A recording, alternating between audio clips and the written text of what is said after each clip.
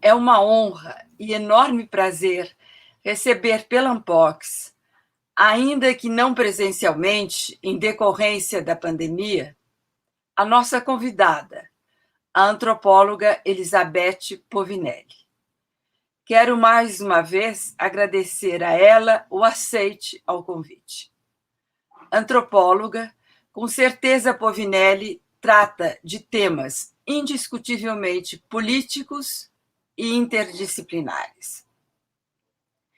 Elizabeth Povinelli é professora da cadeira Franz Boas da Antropologia da Universidade de Colômbia, em Nova York.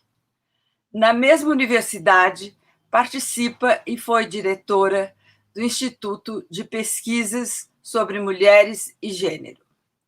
Pela excelência e reconhecimento de seus trabalhos, pesquisas e inúmeros livros, tornou-se, em 2018, membro da Academia Australiana de Humanidades.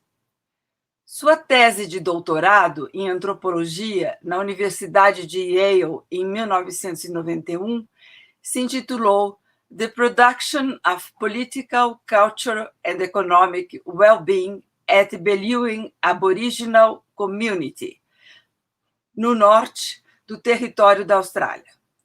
Em 1994, publicou o livro a partir de sua tese, Labour's Lot, The Power, History and Culture of Aboriginal Action. Desde então, ou melhor, desde o início, se perguntava sobre os efeitos do colonialismo e do liberalismo, não somente sobre os aborígenes australianos, mas sobre os seus efeitos amplos, espraiados e desiguais. Doutora em antropologia, mas graduada em temas filosóficos, sua reflexão antropológica sempre guarda conexões fortes com perguntas ontológicas, epistemológicas e semióticas. E passa a produzir uma teoria crítica que dialoga, no último livro, denominado Between Gaia and Ground, dentre outros, dialoga com Deleuze e Guattari, com Judith Butler e com Edouard Glissant, poeta e pensador da afrodiáspora. Giorgio Agamben e Foucault são também outros interlocutores, entre outros tantos. Foi em 2009, 2010, que conheci Elizabeth Povinelli em seminários do Instituto de Pesquisas sobre Mulher e Gênero, no Departamento de Antropologia. Ali estava eu, como professora visitante, com uma bolsa Fulbright e CAPES para a cadeira Ruth Cardoso. A ousadia e a inovação de Povinelli me chamaram a atenção. Naquele tempo, conheci 2 de seus livros, O Império do Amor, Em Direção a uma Teoria da Intimidade, Genealogia e Carnalidade, de 2006. E também um anterior, de 2002, A Astúcia do Reconhecimento, The Cunning of Recognition, Alteridades Indígenas e a Construção do Multiculturalismo Australiano. Se nesses 2 livros já estava clara sua interlocução como antropóloga com a filosofia, a teoria crítica e os estudos culturais, os trabalhos que se seguem se concentram em pensar o liberalismo tardio, muitas vezes denominado por ela como neoliberalismo. Segue-se os livros Economias do Abandono, Pertencimento Social e Resistência no Liberalismo Tardio, de 2011. E depois, Geontologias, um Requiem para o Liberalismo Tardio, livro de 2016. Seu último livro deste ano, do qual ela nos falará nessa conferência, nos convida a indagar sobre a catástrofe ambiental que aparece se avizinhar no horizonte. Indaga Povinelli. Seria uma catástrofe que se aproxima, que virá? Ou se trata de uma catástrofe ambiental, ancestral e que vem se produzindo pelo colonialismo e pelo liberalismo tardio, e que tem distribuído seus efeitos de forma tão desigual no tempo e espaço, com efeitos tão diversos nos espaços colonizados e nos espaços racializados e subalternos.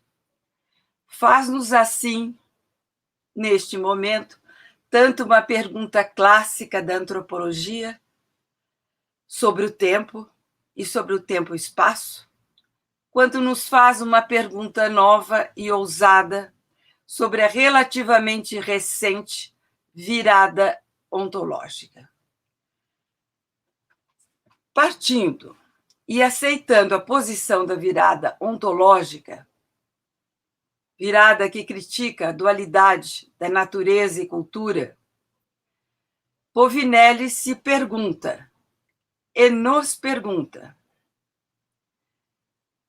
devemos primeiro refletir sobre o que é abstratamente essa existência enredada, emaranhada entre o humano, os não humanos, a vida e a não vida, as rochas e os fósseis? Ou devemos primeiro nos perguntar a partir e sobre o terreno, ground, onde estamos em determinado momento histórico? A ordem das perguntas faz diferença. Ali, sobre o ground, sobre o terreno, sobre a nossa existência, estão presentes todos os efeitos ancestrais do liberalismo tardio, antecedido pelo colonialismo. Se fizermos primeiro essa pergunta, iniciando nossa visão-reflexão a partir do momento histórico, social, espacial, onde estamos e onde somos afetados, perceberemos que a catástrofe ambiental não se avizinha no horizonte. Ela já está.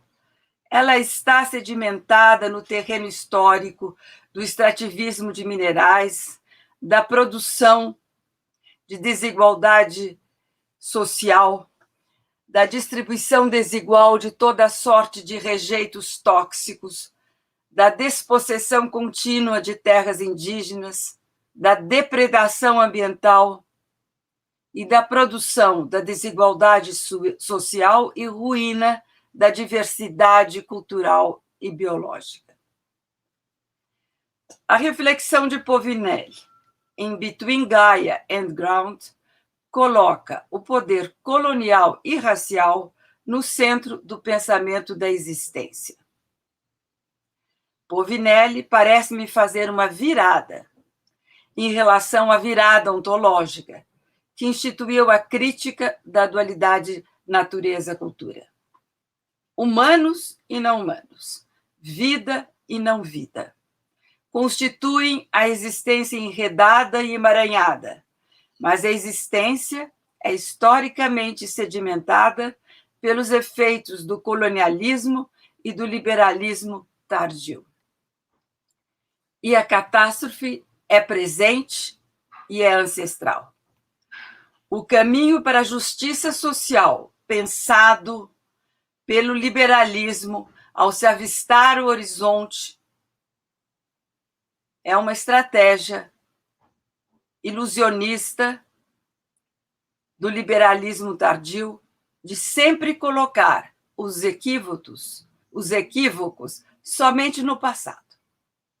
O que podemos fazer, então, para alterar Pergunta-se Povinelli, e pergunto eu lendo Povinelli. Seja os constrangimentos do império do amor, a astúcia do reconhecimento ou a catástrofe ambiental. Como buscar um outro possível? Termino essa apresentação citando um trecho da entrevista de Povinelli, publicada em 2012 e realizada por Kim Turcotte. Diz Povinelli: deve-se pensar como permanecer no interior das obrigações. Para ela não são nem determinação nem escolha, em relação às quais temas, coisas, pessoas, nós sentimos um apelo. Sempre, no entanto, compreendendo as artes governamentais que perturbam, contêm, redirigem esses modos imanentes de obrigação. Povinelli propõe pensar um outro possível, o que ela chama de otherwise. Agora, com vocês e conosco, Elizabeth Povinelli. Hi, it's great to be here, even though I'm not here. And I'm not here now, I'm here before.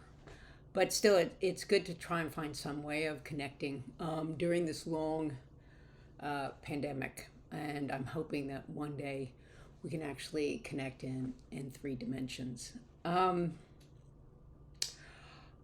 thought that today I would present work from my upcoming book, Beyond Gaian Ground. And in particular, I was thinking of outlining its double argument or twined argument about the difference between the ancestral catastrophe and the coming catastrophe, or the ideas or the concepts or the everyday dispositif in which we come to feel that there is a coming catastrophe, or that we know that is an ancestral catastrophe. So thinking about that on the one hand, and also thinking about a specific and common syntax to what I have been calling the 4 axioms of contemporary critical theory, or a large part of contemporary critical theory.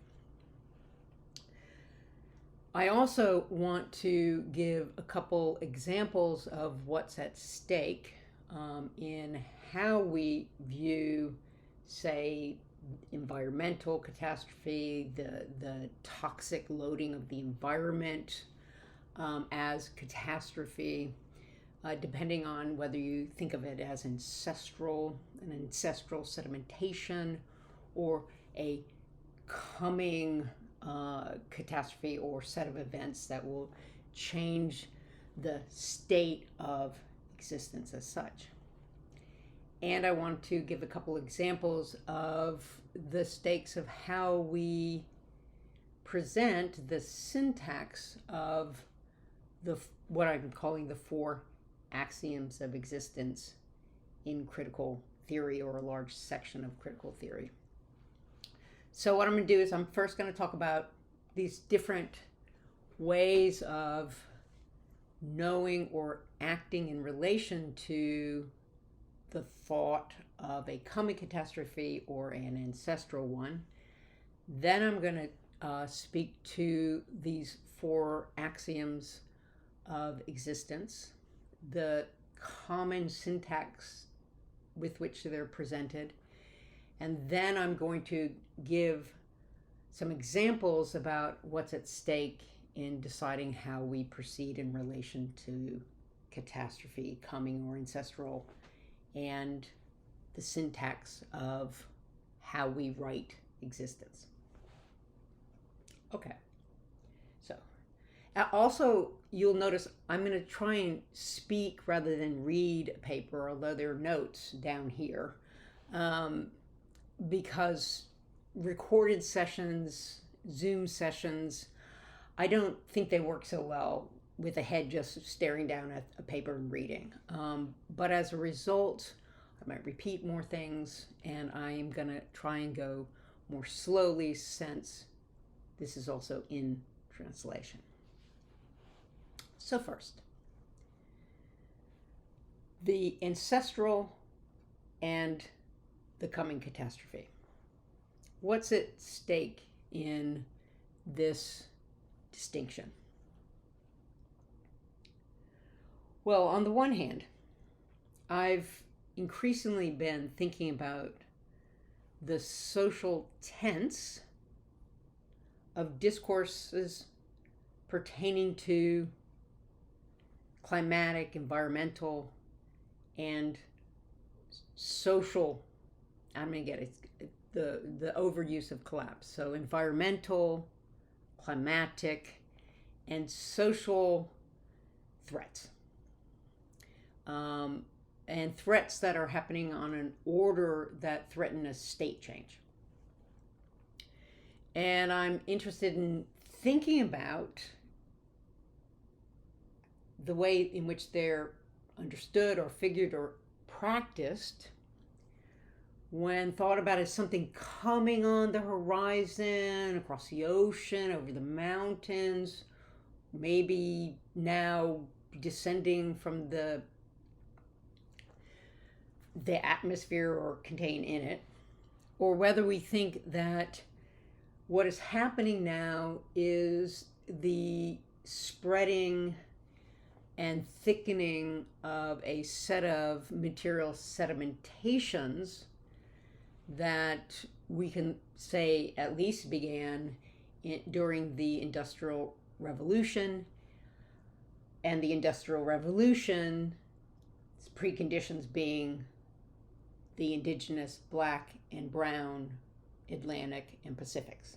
That is capitalism and discourses, the various discourses of liberal democracy, republicanism, liberalism in Europe emerged out of. That is, they were after effects of the dispossession of lands and people, and both in terms of the dispossession of labor, the radical enslavement and treatment of people as nothing but labor machines, and then the dispossession of indigenous lands, and as Glenn Coulthard has said, the dispossession of indigenous relations to each other and to the more than human world.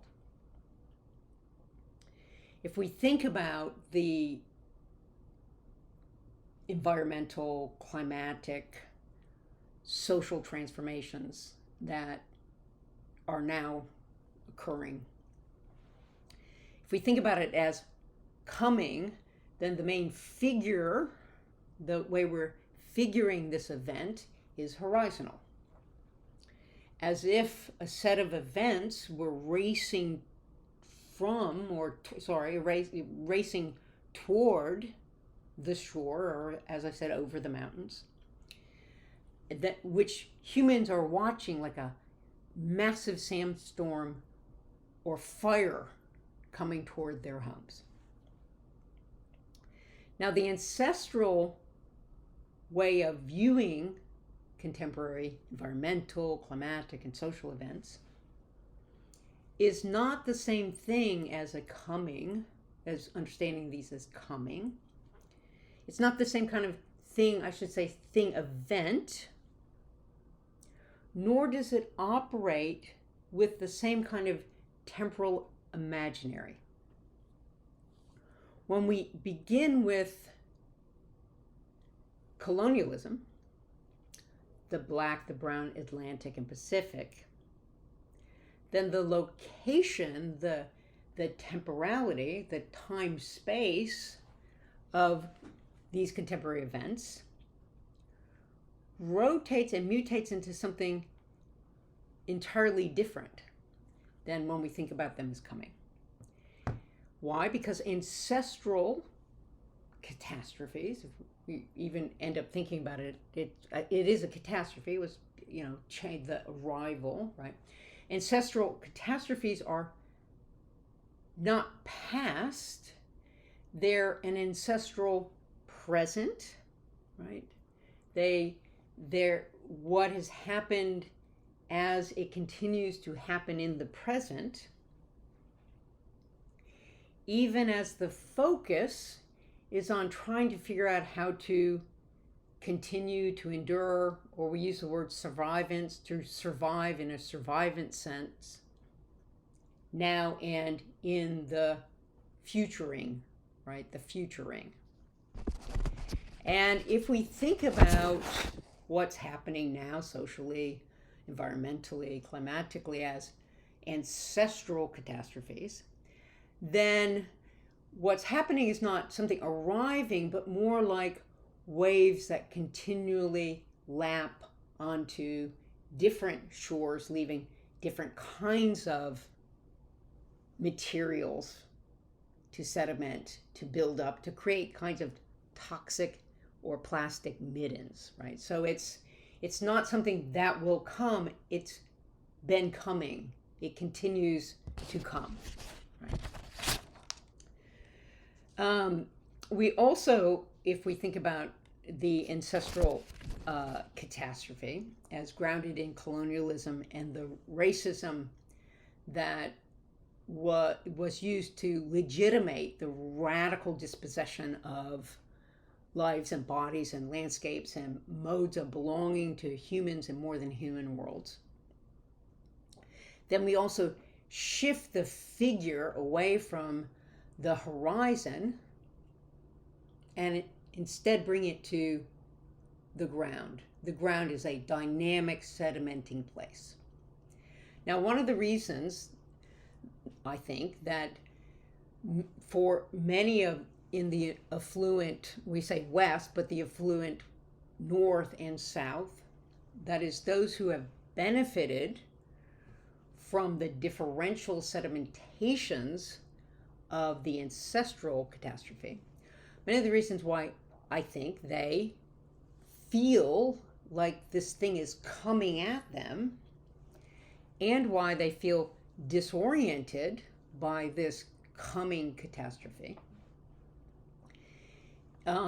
is for two reasons. The first reason is that the horizon has always been the figure that allows those who have accumulated from the set of differential sedimentations of the ancestral catastrophe. The horizon has always allowed these people to justify their differential accumulation. And by that, I simply mean we can think about Habermas, we can think about, you just think about liberalism as a discourse, and the horizon is the toward which liberal good is oriented, right? So liberals are aiming for a good and better society, a more just society, a more rule-oriented society, more reasonable society. And someone like Habermas has developed a framework in which any moment in which one is able to break through public discourse and point out that this arrangement of movement toward the good is not in general, but in specific. It's for some people at the detriment of others. Someone like Habermas says, oh, this is fantastic because that's a great thing about liberal deliberative justice in the public sphere based on reason and reasoned argument. We come to understand that what we thought was just and good is only just and good for some. We change our norms based on these facts that we come to know in the public sphere. We change our norms and we adjust our horizons according to them. So the horizon and the norms all get adjusted from these arguments. But the horizon, that is, we're going to get there now, remains as the justificatory framework for all harms. Why wouldn't people then be discombobulated when it's the horizon from which the harm is coming. Right. Now that's supposed to be where we go, where we claim we're going to make, to live in, to finally land at the universally just and good society. The second reason those who think this catastrophe is coming, and this throws them off, is that the very nature of the way in which these ancestral catastrophes have happened, and not happened, see, even me, continually happen like waves coming, flowing, going, have distributed the sedimentations of that catastrophe differentially, and we also know that. So, for instance, during the early, the middle, the late, and the contemporary practices of global capitalism and their liberal and increasingly illiberal justificatory frameworks, Black, brown, indigenous lands have and spaces have been the place that the extraction of anything of value is pulled out of, leaving behind the ripped landscapes, the severed relations between humans and more than humans, and the toxic tailings that it took to create these separations. So that for a very long time, those who have benefited from the ancestral catastrophe, of course, could feel like they were going toward a good and better horizon, because their place time was the sedimentation of these extractions of value and the leaving of broken and toxic worlds behind. So what they experience as a coming catastrophe, many people, and not just me, have noticed that it's just the dams that they had attempted to build around these toxic tailings that they have been continually leaving behind or dumping elsewhere, slowly breaking, overflowing, right?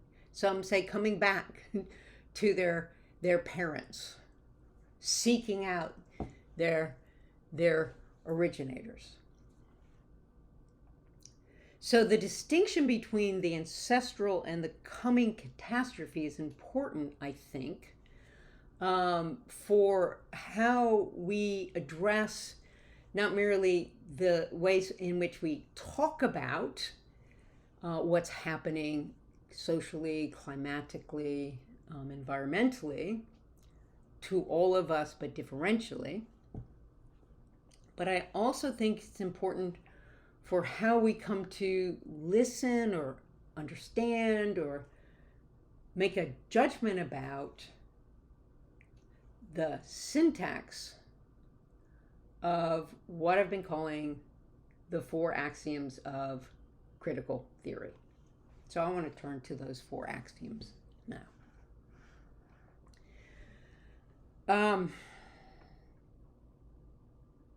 Now, first thing to know is that the way I'm going to paraphrase these 4 axioms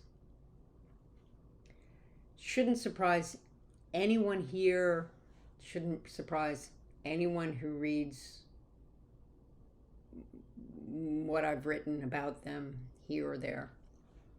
The whole point is that I don't want you to say, "Oh, I never thought of that." I hope that you say, "I already know this," right? We know this. And I want you to experience these 4 axioms, or I'm hoping that you experience them as kind of self-evident. Now, I'm not sure self-evidently true, but at least self-evident, right? Because I think they lie in an increasingly larger segment of critical theory as a certain kind of like a critical habit. We habitually do this. And the other thing to know is that, when I'm about to tell you what these 4 axioms are, is that they're paraphrasings of complicated discursive fields. And I'm going to kind of outline some of the contours of those fields after I list them. But I'm pulling them apart in order to make an analytic point, not about each one of them per se, but I'm going to come to that, but rather what's at stake in the syntax between them. That is, the way we order them as a sequence of thought, talk. Okay, so here are the 4 axioms. 1, that existence is entangled. There are other ways of, in the entanglement of existence. Sometimes I've said existence is extant, borrowing from Lacan's psychoanalytic notion of the extant, that is the external source of the intimate, and made it more material and less psychological. But anyways, axiom 1, the entanglement of existence, or existence is entangled. Axiom number 2 is that because existence is entangled, there is a differential distribution of the effects of power in this entanglement, and thus the differential possibilities of, depending where you are in it, to affect that. So the entanglement creates these differences across its entanglement in terms of who can affect it and who is affected by it. The third axiom is that the political event has multiplied in its form or modality, and it has also collapsed. So the political event has multiplied and collapsed. And the fourth axiom is that Western epistemologies and ontologies of existence, or what I've called geontopower or geontologies,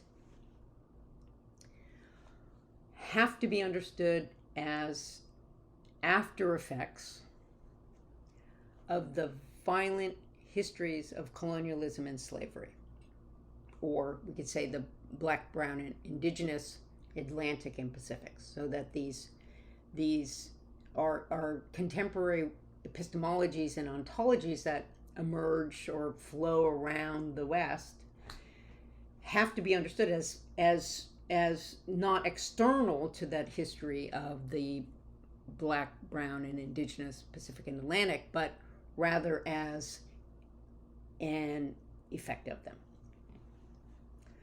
Okay, so let me back up and say a few words about each one of these axioms, just to flesh them out a little more for us.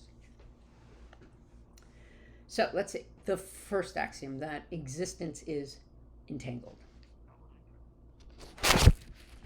Since, I don't know, or sometimes dating, I could go back and really find the dates, but I would say since sometime around, let's say 2000, practices that long defined cultural and critical studies shifted in a really, somewhat dramatic way. It shifted from the domination of hermeneutic or deconstructive methods of reading text, so textualizing everything, and then practice of critical reading. They shifted from the domination of this approach to social, political, ecological life to a set of maneuvers and tactics of knowledge production informed by biological, mathematical, or physics-based natural sciences. For some, and this was, we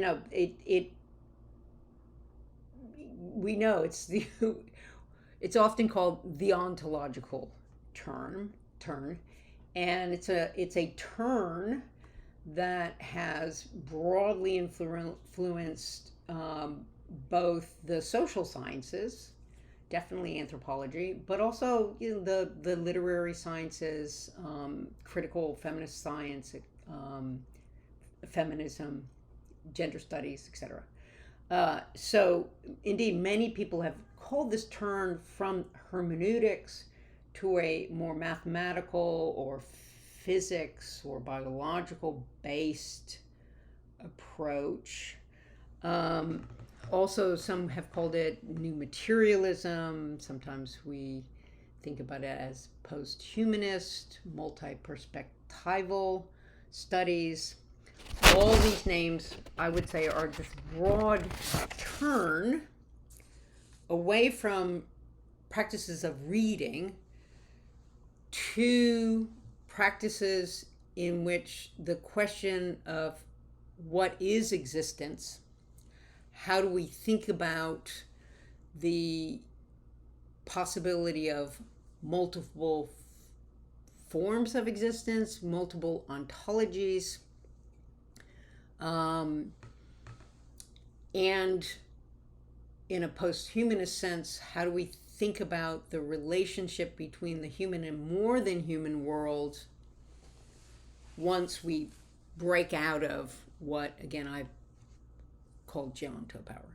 That is the hierarchy, the separation of life and non-life, and then the hierarchy between them, and then within life, the hierarchy of kinds of life, including kinds of human life. Indeed, many authors have mobilized the ontological turn to try and imagine a mode or form of political solidarity grounded in the entangled nature of the human and more than human world. So we begin and I should say, not everyone in the ontological turn is good with or agrees that this necessitates a statement that existence is entangled. But I would say the dominant thread now is in the ontological turn is to begin with. We begin with the fact that existence is entangled.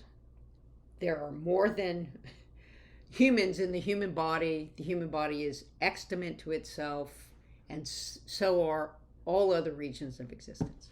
Okay. In general, in abstract, in universal terms, existence is entangled. Now, the second axiom, that is, because it's entangled, there's a distribution of power to effect the form of the entanglement,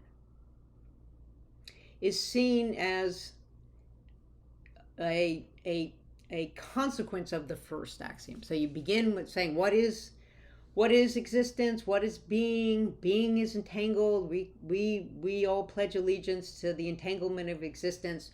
Because it's entangled, then we have to think about the different ways that modes of existence, like humans, depending on where they are in the entanglement, how much power do they have to affect the way that entanglement is organized. Now, here you can see that the syntax is already setting up a certain kind of relationship between being and the social. And to concretize this, we can think of Judith Butler's very clear understanding of the relationship between an ontological claim and a sociological claim, if you're starting with an ontological claim, which she often is as a philosopher, as she's very clear and forthright about. So for someone like Butler, when it comes to questions of precarity or vulnerability, for instance, she begins by saying vulnerability or precarity is an ontological condition of human being, that we are all originally, it is the nature of our being to be vulnerable, right? And she works with this through both a philosophical grounding in I thou and a psychoanalytic grounding in the vulnerability of the baby before both the imaginary and the assumption of the symbolic. But that's a common condition we all have. It's not something you can get around, or anything can affect. History can't affect it, nothing can affect it. That is the nature of human being. How then that vulnerability is treated socially is a very different question. So although we all might be ontologically vulnerable, we aren't all treated sociologically in the same way relative to that vulnerability, right? So it's, and a lot of people have, like, either critically or in conjunction with Butler, said it's not simply that some people are grievable and some are not. So, and that's a social distribution. Who is grievable, who isn't, is the way in which socially vulnerability is played out.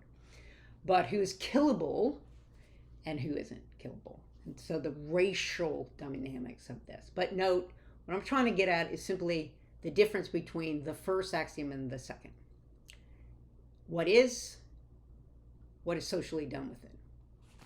The third axiom is where we see in this strange syntax, or not so strange, it's not going to be surprising, but anyways, where the political starts then being layered in on top, such that because existence is entangled, because depending on how it's entangled, depending on where you are in the entanglement, this particular kind of entanglement, you have differential powers to be killed, to be grieved, to have the life sucked out of you, to have others' life sucked into you. Because of that, we have to think about what a political event is in new ways. So, for instance, the dominant, high critical Western philosophy of the political event is something that has universal reach and creates a state change, right? So X was X, event, political event, X is now Y. Revolutions, 1968, events, the Second World War, the First World War, events, political events with supposedly universally transformational events. Now, when we say universally, we just mean globally, or we mean some region that someone thinks is universal. And there are arguments about what constitutes an event of this sort, and what should your allegiance be to it, difference between Badiou and Deleuze, endless. But that imaginary of that which transforms has really given way ever since we've been thinking about the kind of ontology of entangled existence, to a multiplicity of other forms of events. That is, what may, for some, be felt as a transformative event, like a state change over in this region of entangled existence, little quasi-event in this little area, this little area of existence. Moreover, what is eventing here might just be stressing there, so that nothing seems to be happening over here, but that's only because it doesn't manifest as even a quasi-event. So now we have like the imaginary, the political event that transforms the system, in which, a lot of folks would say there isn't such a thing because of the way in which existence is entangled. Or we've also multiplied it. We've talked about the slow event, the quasi-event, etc. And we think more about intensifications with no events at all. So how much energy it takes simply to remain in place in certain spaces of this entanglement because of the way in which the sedimentations of toxicity, the continual extraction of wealth to other places continues to occur. Okay, so now we see that you have an ontological, how the social, and then consequently how political imaginaries are reimagined based on this original ontological claim. The fourth axiom. The fourth axiom, as you'll remember, was, in paraphrase, that Western epistemologies and ontologies have to be understood as after effects of the sedimenting histories of the Black, Brown, and Indigenous Pacific and Atlantic, and thus have to be understood as part of the justificatory framework for the continuation of that extraction. Now, what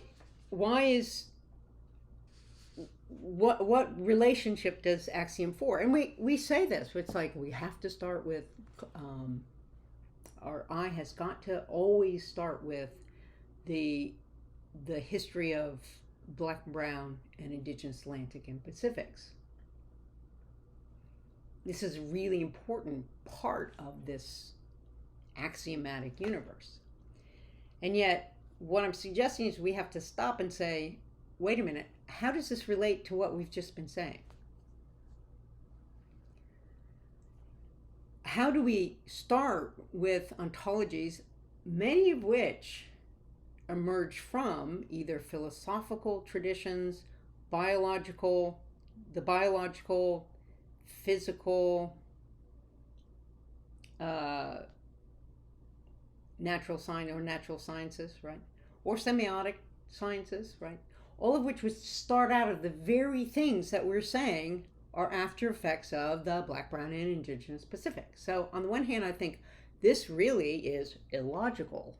On the other hand, I think, who cares about the illogic? Why is this being done? How can certain spaces in critical theory be able to say both of these things at the same time? And what's at stake in maybe beginning with axiom 4 and seeing whether we need axiom 1 at all? That is, if we say that Western ontologies and epistemologies are after effects of Black, Brown, and Indigenous Pacific and Atlantic, and are thus not only not the tools, and think of here of Denise De Silva and Sylvia Winter, not only not the tools that we need to understand the ancestral catastrophe, but they're the very tools that will always divert our attention somewhere else. So let me end by giving just two examples, kind of. They're more conceptual examples of how this might shift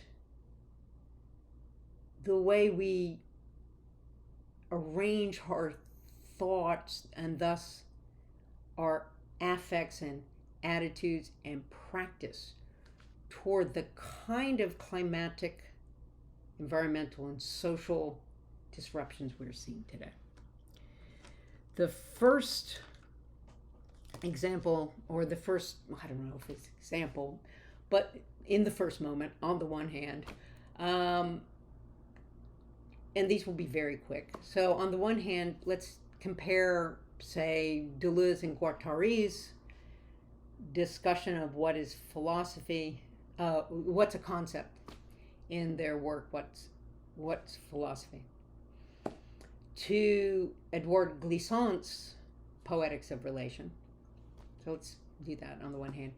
And then on the other, and in conclusion, how might we understand what some critical indigenous theorists are calling indigenous ontologies? Okay, so on the one hand,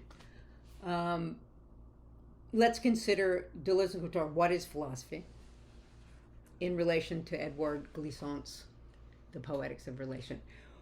I'm not going to go into extensive detail into the argument that Deleuze and Guattari are making. I just want to note, again, the obvious, that they begin with a question of what is proper to various forms of thought. So what's proper to aesthetics, what's proper to the sciences, what's proper to philosophy. And we all know that the proper is the concept, the affect, and the affect percept, and the proposition. And they also detail in really very compelling ways what happens when some other domain of social life grasps inappropriately what's not proper to itself. So they talk about how the concept has been appropriated to really in detrimental ways by marketing, by capitalism, etc. So that's where they start. Like, what modes of thought should produce what kinds of, if you want, objects, concepts, affects, percepts, proposition. How differently does Edouard Glissant start in Poetics of Relation? We know that these guys were in conversation for a very long time, and a lot of people, there's always like who originated, who applied. This is completely wrong. It's not a concept applied, originated, and applied. It's how do you begin the understanding of how to begin? How do you begin the understanding of how to begin? And Glissant begins in the mid-Atlantic on a slave ship. And he begins in the hull of that slave ship. And he talks about three forms of relation that emerge from that hull. Right?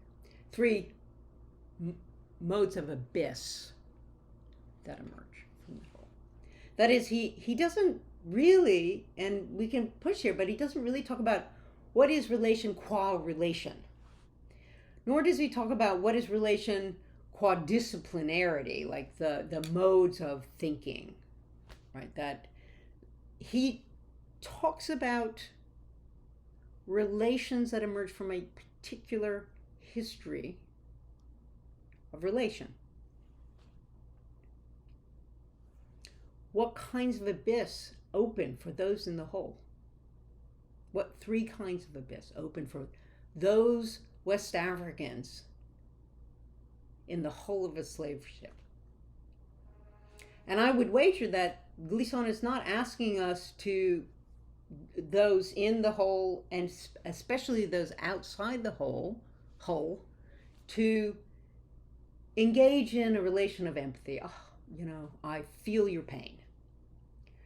Rather, the kind of poetics of relation that he is, I believe, spelling out is elaborating, is one in which we ask ourselves, first and foremost, not what is existence? Is it entangled? Well, rather, in this entanglement, in this way in which three abysses are entangled, how are we differently related to it? What kinds of accumulations or dispossessions flow from the way we're particularly related to this arrangement? That is, we start, the ground is the sedimentations that sediment. We don't go to the abstract. We don't ask first what being is. We don't need to. We ask, what is this and what is its ongoing ancestral sedimentations? Now, one can say, well, that's a kind of ontology. Well, if it is, that's fine, right? And it takes me, but it's a very different, I say it's fine, but it is a very different way of approaching the question of ontology. This way, the glissant way, starts with sedimentation, practice sedimentation. Treating one as constitutes history as sedimentation, not the abstraction out in what is before sedimentation. And I think this is what at least some critical indigenous scholars mean or doing when they're doing indigenous ontology. Take, for example, Zoe Todd's really fascinating work on fishkin. And in particular, the way in which she's trying to grapple with how to think about her kin, her ancestral kin, still kin, have been kin, who have been weaponized against her and her other kin. And by that she means, and talks about, how have my dinosaur kin, who are now, who are now various forms of carbon, how have they been weaponized in such a way by capitalism and settler capitalism, such a way that then now her kin dinosaurs threaten her kin fish, her kin river, her kin body, her kin self. She is grappling when she talks about, a indigenous ontology, and she doesn't like ontology, but when we talk about indigenous, we don't begin in some abstraction of, we always begin, or we often begin with, how do we operate our ancestral obligations in the ongoing relationality that started being sedimented in the history of Axiom 4. I think these are things that anthropologists may be particularly interested in thinking about. That is, never moving to something outside, something that is not already sedimented and ongoing, but rather joining in alliance to ask, how might we alter the relations and directions, kinds and modes of sedimentation that build certain kinds of bodies and regions of existence as more able to endure and others as less. Thank you. Depois da brilhante exposição de Elizabeth Povinelli, eu novamente agradeço o seu aceite, agradeço o público e agradeço a ANPOCS pela excelente organização desse 45º ANPOCS, convidando a vocês, todos e todas, para a continuidade deste evento, que está sendo excelente. Obrigada, Lia.